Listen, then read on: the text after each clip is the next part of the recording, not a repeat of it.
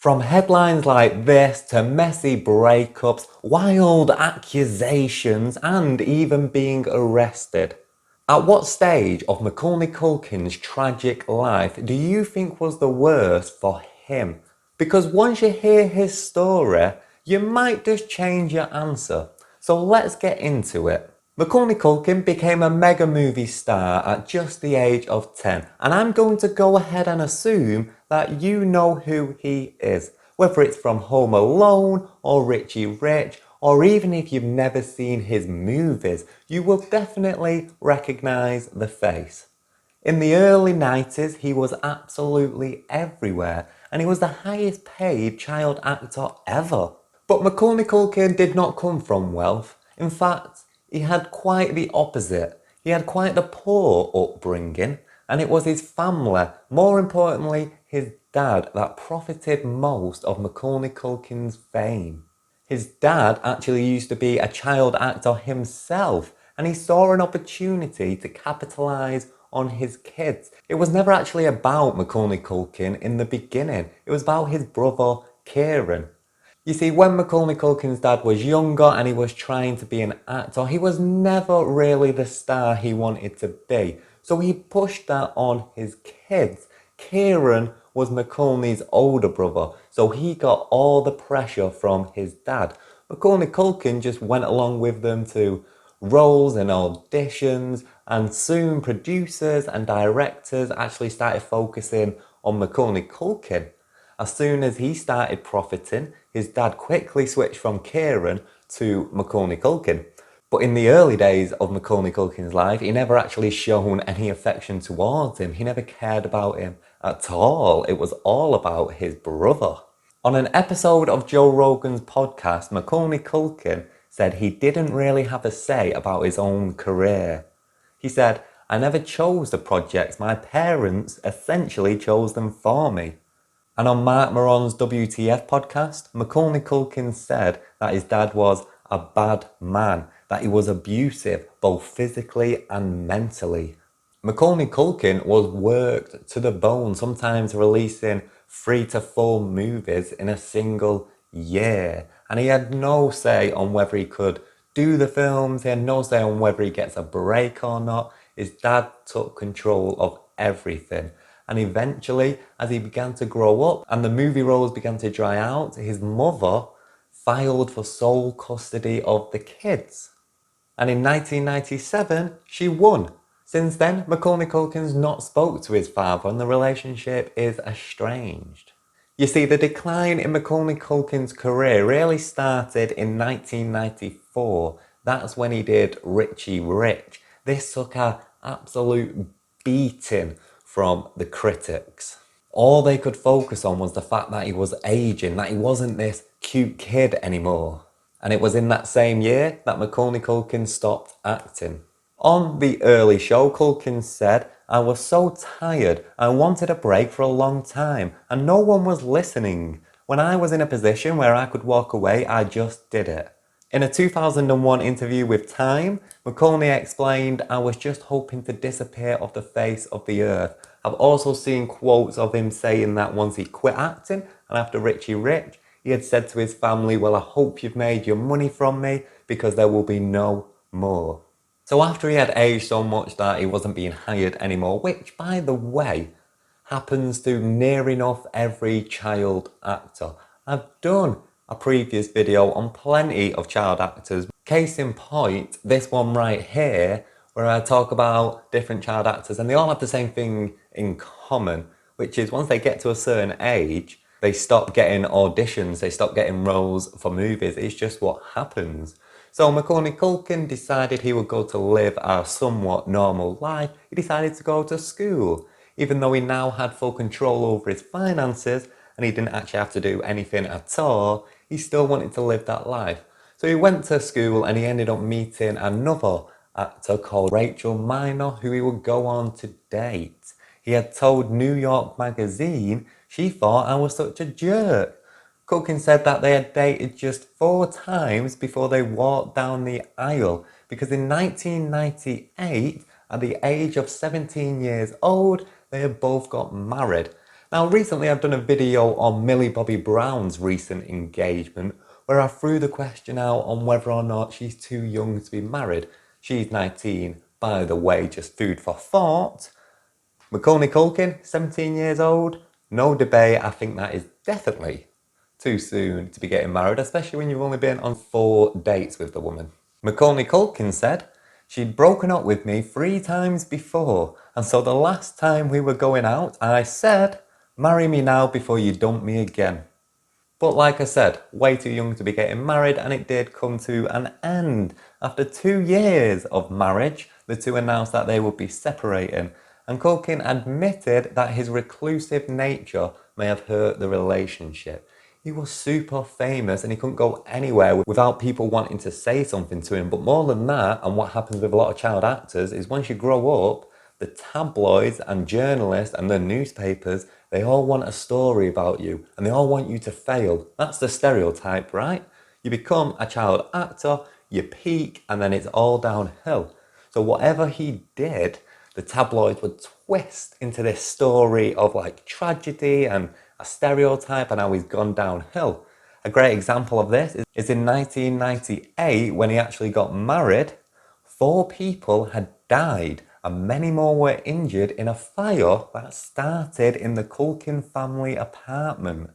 According to New York Times, the fatalities occurred as a result of the superheated smoke-filled stairwell, as residents of the building tried to escape the fire.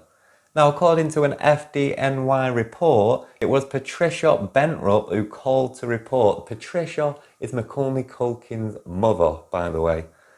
She called up to report that her electric heater caught fire and spread to the couch. She woke up the Culkin kids, quickly whisked them out the apartment, and then she said in a rush to save the children, she neglected to shut the front door.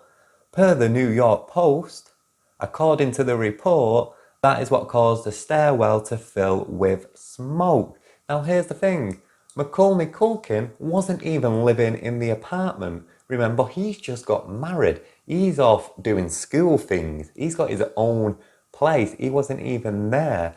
And yet all the newspapers and all the kind of gossip magazines all made out that it was Macaulay Culkin's fault, that he was there, that he started the fire, that it was him who left the electric heater on. It was all made out to be him. He actually told New York Magazine that he saw the Culkin fire story on TV, and he said, "They made it seem like I was running around the house naked, spitting fire on the walls and throwing matches everywhere. I wasn't even there." So there's a very good reason why he would be reclusive.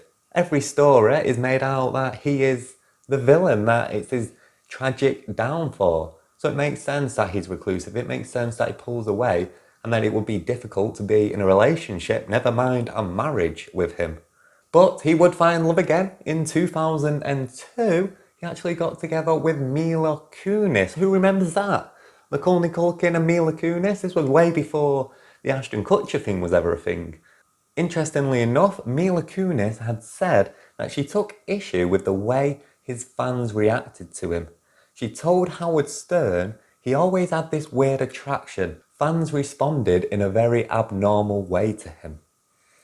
Then, in 2011, after 8 years together as a couple, Mila Kunis announced that they had split up and that it was amicable. But as it turns out, there was more to this story, because if we fast forward to 2018, she told Dex Shepard on Armchair Expert that the breakup was horrible and that it was her fault. She said, "It's effed up what I did and it's effed up how it ended." It seems that if you listen to what she said and read about what she said, it seems that Mila Kunis may have just cheated on Macaulay Culkin. This is not confirmed, but this is what it sounds like happened. We know that Macaulay Culkin had asked her to marry him a bunch of times and she always said no. So it seems like there's more to this story. The point being, she was the bad guy in this relationship. She admits that, she holds her hands up and takes full accountability of that. But it couldn't have left Macaulay Culkin in a good place, you know. He really loved her. It was obvious how much he liked her. and now it was all over. 1 year later, we're now in 2012, and we get this headline, this front cover from the National Enquirer that says, Macaulay Culkin addicted to heroin, only 6 months to live. So everybody saw this, saw how he looked, and thought, wow, what a downfall he has taken. He's finally took the stereotypical route we all knew that he would. A few years later, he said to The Guardian, I was not pounding 6 grand of heroin every month or whatever. And in a 2020 interview with Esquire, he got a little bit more candid on the topic, and he said, I played with some fire. I guess that's the best way to put it.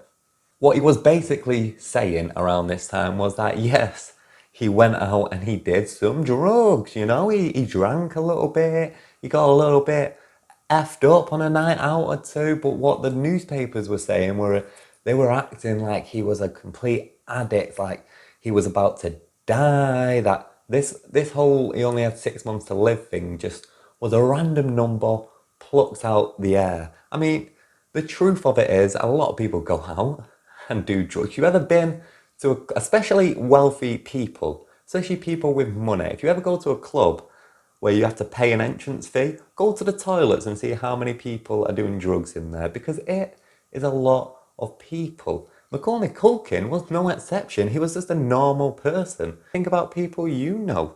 They probably do the same thing, but the tabloids twisted it in such an extreme way.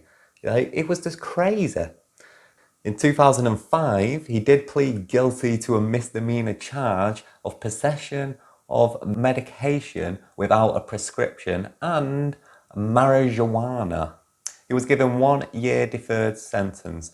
This came after another arrest in Oklahoma City, where officers found over half an ounce of marijuana and several Xanax tablets. So, you know, there's definitely drugs there. He's never said that he's not done them. He's just saying it's an overreaction of how much he was doing.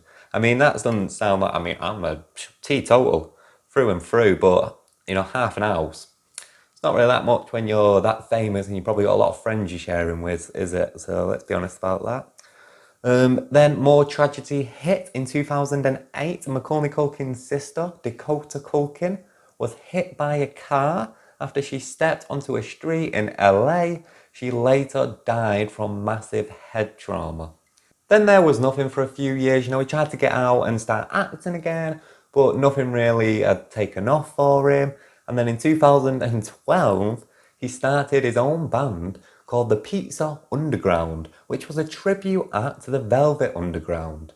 To best sum this up, it is just a couple of pizza punny lyrics, Mac on the vocals, and a kazoo. They actually had a concert in Nottingham Rock City. The band was about 15 minutes into their show when they were booed off stage and pelted with beer. It was basically just a tribute parody band where they tried to get as many pizza puns as they possibly could throughout the lyrics. You know, this was the first time we saw a comedy streak in Macaulay Culkin, something that he was actually very passionate about.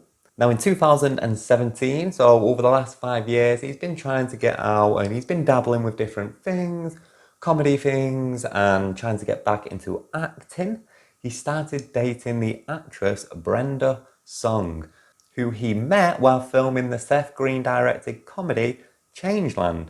You might remember Brenda as this woman here from The Sweet Life of Zack and Cody. In April 2021, the couple actually had a son, which they named Dakota, after, of course, Culkin's sister who passed away. So Macaulay Culkin and the woman from Sweet Life of Zack and Cody actually have a kid together called Dakota. What a star that kid's gonna be, right? If the parents let the kid act, because Macaulay Culkin knows just what that's like. He don't want to be his father, so kid's probably not going to be a star. But still, in the same year that he met Brenda, he also launched his comedy website and podcast, which is called Bunny Ears. It's basically a bunch of comedy skits and things like that. And in 2021, Culkin joined the cast of American Horror Story, double feature. I didn't watch it. I'm not a big fan of American Horror Story. I watched the first ones, but supposedly it was really good in it anyway, so this was a good thing for him. He also tested the waters as a model, strutting his stuff at the star-studded Gucci runway event in November 2021. There he is, dressed head to toe in Gucci. Now, in 2022, so just 1 year ago, Macaulay Culkin and Brenda announced that they were engaged.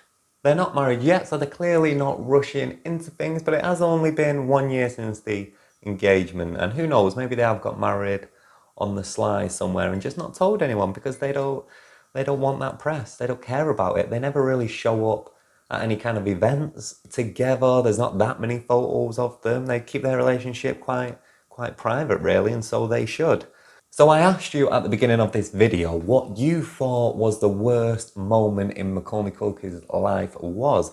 And the reason I asked that is because most people, I thought it, let's be honest, you probably thought it too, was this stage when he had just broke up with Mila Kunis and those articles were coming out when he was looking really skinny and people were saying that he was addicted to all these drugs. That is the tragedy we all see. That is the worst point. But here's the thing, the reality is, like I said, during this time he was doing what everybody else does at that age. Rich kids do rich people things like go out and take lots of drugs. They do it. There was nothing unusual about his situation. From what we read about it and from what we seen, it sounded bad, but let's be honest, most of the images we actually saw of him, people were only saying it was such a dramatic change because we picture him from a kid. He went in our mind from this to this overnight, right? Which wasn't the case at all. He had grown up in that time. There was nothing unusual about his story. It was just a normal kid going out there, a little bit heartbroken, tragedy around his life, and just having a little bit of a party now and again, just letting loose. There's nothing wrong with that. Where I think the real tragedy is when he was a kid and when he was really successful and when everyone loved him because he was massively controlled by his father. He clearly didn't want to do it. And the way he talks about when he got to that age when the critics started really going in at him and his movie career started drying up, he talks about that with such enthusiasm as if it was the best thing that ever happened to him because he didn't want that life. He didn't want to be in there. People always look at the relationship of Macaulay Culkin and Michael Jackson, right, as really weird, which it is. There was a big age gap there. That is a weird friendship to have. But the two of them have so much in common. They're probably some of the only two people that could actually understand each other despite the age difference. I mean, think about it. When Michael Jackson was a kid, he was managed by his father. His father was mentally and physically abusive. He forced him to work. He wasn't allowed friends. He wasn't allowed a norm. All he wanted, Michael Jackson, was a normal life. And his father would not let him. They would force him and his siblings to work, which is why Michael Jackson grew up the way he did. So when you get Macaulay Culkin, who's pretty much the same thing as super famous kid being controlled by his father, not allowed to go out and have friends, not allowed to have a normal life, being physically and mentally abused. Michael Jackson saw himself in Macaulay Culkin, and Macaulay Culkin could only look at Michael Jackson as the only person who would understand. Because he couldn't complain about anything, Macaulay Culkin, because if he said, oh, my life is so terrible, everyone would say, what are you complaining about? You're richer than any other kid in the world. You've got all this fame. You get to do all these amazing things. You have no right to complain. The only person who could understand him was Michael Jackson, which is why that friendship actually makes more sense than you would think. Obviously, it's a weird age gap and all this stuff came out about Michael Jackson, but it's worth noting that Macaulay Culkin has always protected him and said nothing went on with himself. He didn't see anything himself and they were just friends, which makes sense because they're the only two people who can understand each other. So the actual worst point in Macaulay Culkin's life would have been when he was a kid, when he was super famous. That time between Home Alone 1 and Richie Rich, probably during the Home Alone 2 era, that'll be the worst point in Macaulay Culkin's life, in my opinion. But do let me know what you think. Oh, and I always forget to say it, I'm not sure if it changes anything, especially because I'm saying it at the end of the video and nobody's probably here watching. But if you are continuing to watch, do hit that like button and, subscribe and comment and do all that nice stuff. Really makes me happy. Thanks very much.